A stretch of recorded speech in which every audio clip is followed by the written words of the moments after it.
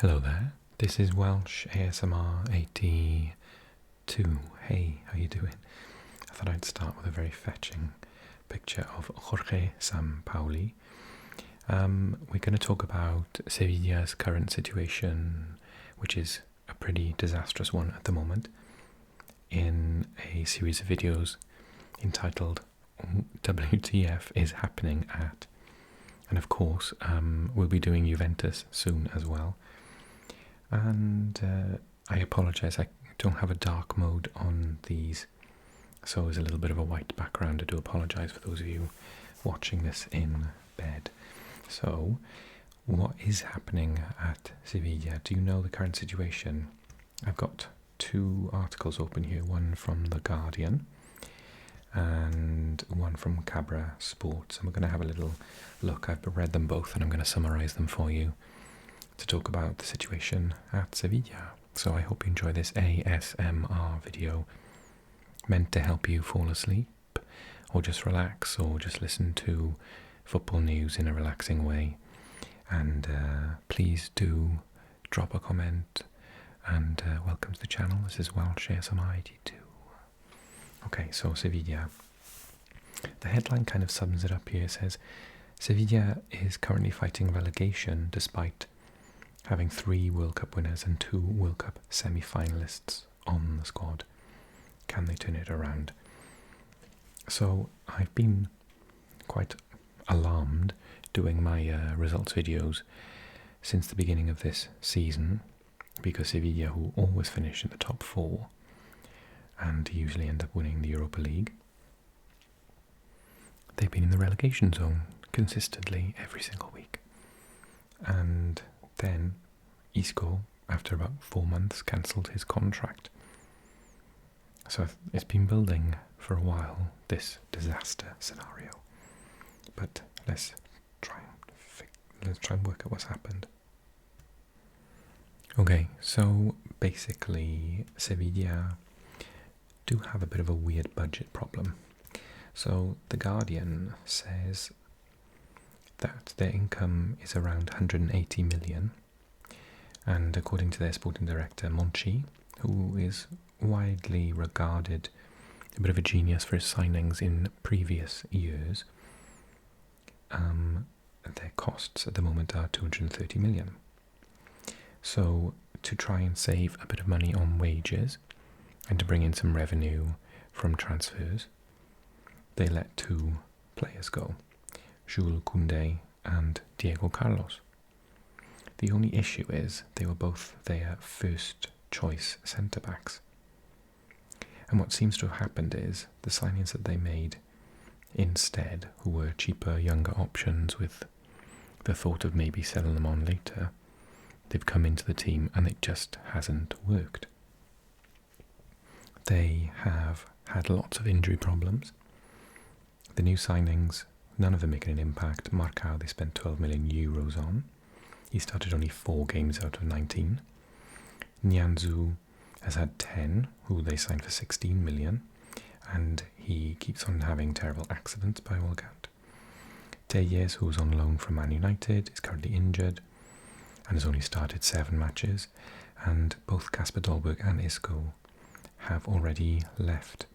Januzaj might leave as well. He's only played 48 minutes. Tecatito broke his leg. Ocampos left for Ajax, but now he is already back. So it says here that their top scorers are Rafa Mir, Eric Lamela, yes, Tottenham fans, is their top scorer, and Oli Torres, but they only have 3 goals each. And semi-finalist Youssef En-Nesyri from Morocco doesn't even have 1 goal. The issue is twofold. They seem to have too many, well, basically no defenders, and I think it said too many right wingers and no left wingers, or vice versa. A very fetching outfit there from Sampaoli. So if we look at the table, you'll see Sevilla is in 15th with 18 points, and that was after winning on the weekend against Cadiz with an 88th minute Rakitic penalty. So they had, before that match, 15 points, so they were second to last. So look at basically it's all on a single win all the way down the bottom there, so they're nowhere near safe after that one result. And if we turn to this article by Cabra Sports, they were talking about the World Cup winners for Argentina that they've got. Papu Gomez, Marcos Acuna, Gonzalo Montiel, Yassine Bounou, the goalkeeper, and Nasri. And this is the part that I thought was really interesting. So it said they sold the two key defenders, Diego Carlos and Jules Koundé, for a combined 76 million, which could be considered quite low nowadays for the money that some players are going for. So they signed 20-year-old Nianzou from Bayern Munich, high potential but not ready for top 4 in Champions League football. Brazilian defender Marcao, but he's been getting injuries, and they've had to use players from the youth team, but also the thing that's really, really harmed them is that they've had to use central defensive midfielders like Gudel and Brazilian Fernando for centre-back positions, and they've conceded 26 goals in 17 games, whereas last season they only conceded 30 in the whole season and 33 the season before. So it's no wonder that they're struggling so much. Basically they can't score and they can't stop letting in goals. That's clearly the issue. So I don't know if you're aware of the situation in Spain in terms of rights and financial packages. It works completely different to how it does in the Premier League. In the Premier League, when you come up from the Championship, you're basically given 100 million, like, off the bat, and then your board decides to renovate the stadium, improve player wages, get new players in, extend contracts, etc. However, in Spain, there is a massive pot, and Barcelona and Real Madrid basically get about 80% of it themselves, and the rest of the 20% is shared out amongst the other teams. And I think it was Real Madrid a couple of years ago delayed the start of the season and went on strike because they were offered a slightly lower amount. So as you can see, it's a very different situation. To be honest, it's not really fair. It's very greedy from the top two, and also when you consider that they're still pushing for this Super League because they think that they're not getting enough money, and they want to have more competitive games. Maybe they should give some of that money to other teams in the division so that the league itself becomes more competitive. With the fan base that Sevilla's got, Valencia has, Athletic Bilbao, if they had money to develop their youth systems and to buy in really high quality international players and keep other players with increased wages, then surely the standard of the whole league will improve. And when you consider that in actual fact it's probably the second or third best league in Europe, if not the world, there's, to be honest, very little to moan about in my opinion. I'm not sympathetic. So they sacked Julen Lopetegui back in about October-November. He had the third highest win percentage in the club's history with 52.35%. The lowest defeat percentage at 21%, second most clean sheets, 74 in 170 games, and he was the first Sevilla manager to secure top 4 in 3 straight years since 1954 to 57. But they had to sack him. But it sounds like it wasn't really his decision to sell the players, which I find quite harsh. And as The Guardian explains, the win ratio is absolutely no better.